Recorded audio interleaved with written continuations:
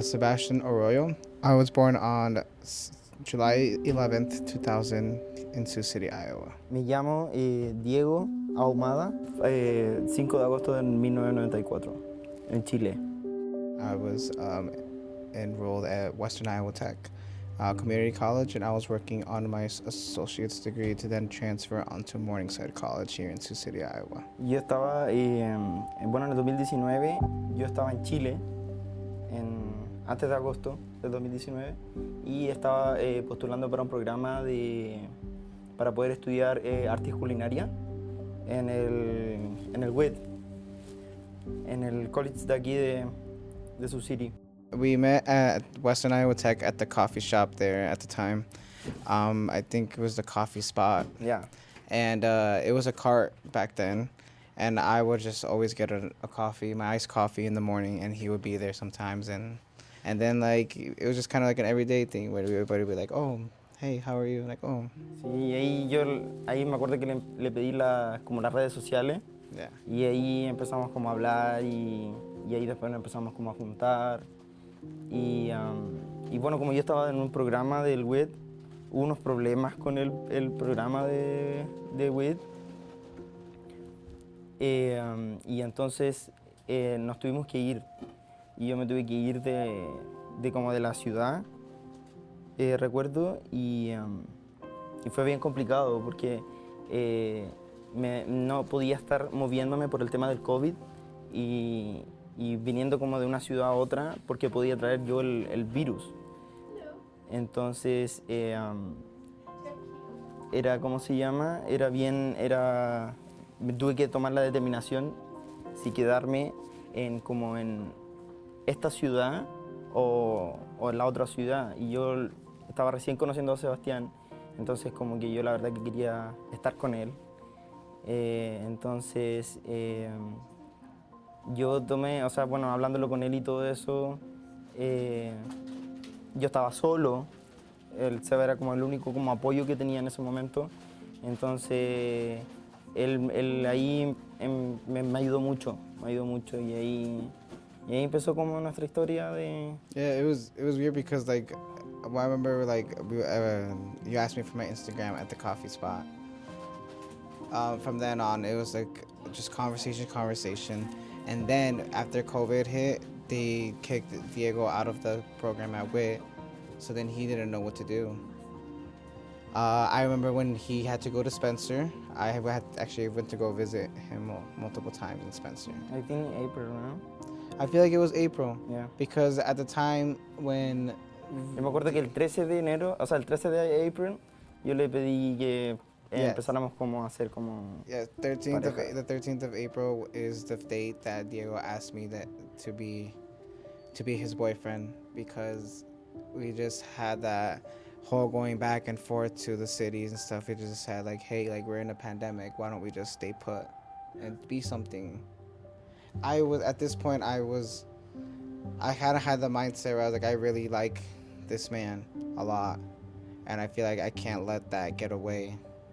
Especially with COVID happening, people were like getting sick. Where I was like, wait, like I don't know. I kind of had to think fast at the moment. We both had to, and then so we decided for him to come stay with my parents and I here in Sioux City, Iowa.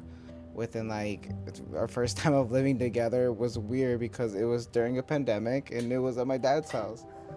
It was like we did everything backwards, you know, like people don't usually move in right away at 3 months of meeting, but it was kind of like the circumstances of the pandemic. We had to kind of quarantine together during the pandemic. We had to deal with what we had to do, like. We had to make our own day, and then my dad was just like in the living room. Like that's that's not ideally romantic, but like we made it work, you know. Like y bueno, como dice el Sebastián, el papá de él es un papá soltero y es un papá como clásico, y entonces yo sentía como la obligación, obviamente, de ser respetuoso con todo eso, y si yo sabiendo que me tenía que quedar, como que me iba a quedar en su casa porque era su casa, tenía que hablar con él.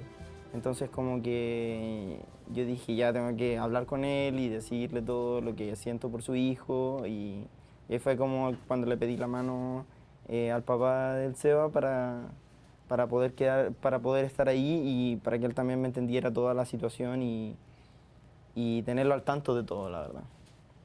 I feel like my dad was like a big part of like letting it all happen when it came to COVID.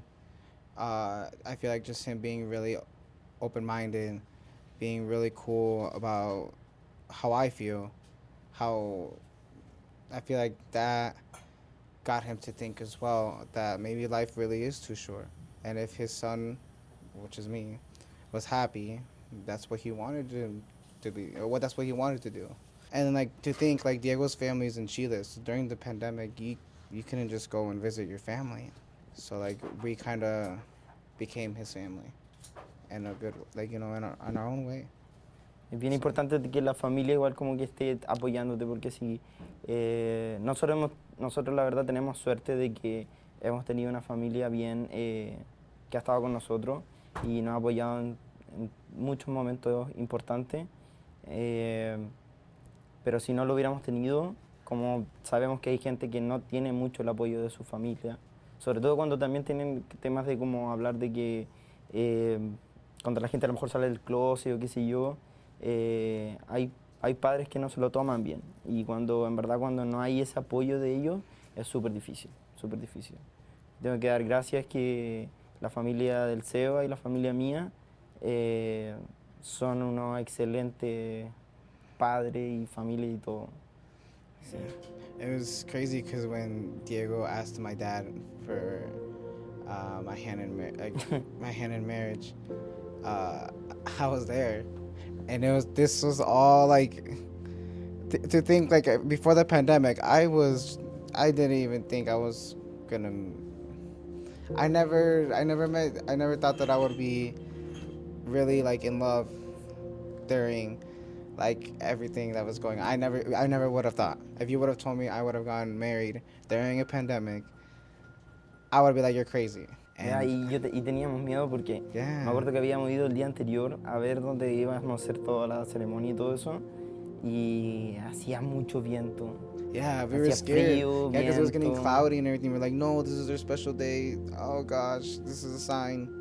The next day we showed up and it was sunny out. Yeah. It was beautiful out. A nice day. Lleno de flores. Our friends were there. We did have 10 people. And it was really sweet. It was really nice. Support for Facing a Changed World, an oral history of the COVID-19 pandemic, comes from the Margaret Ann Martin Everest Foundation, the Kind World Foundation, Humanities Iowa, the Friends of Siouxland Public Media, and listeners like you.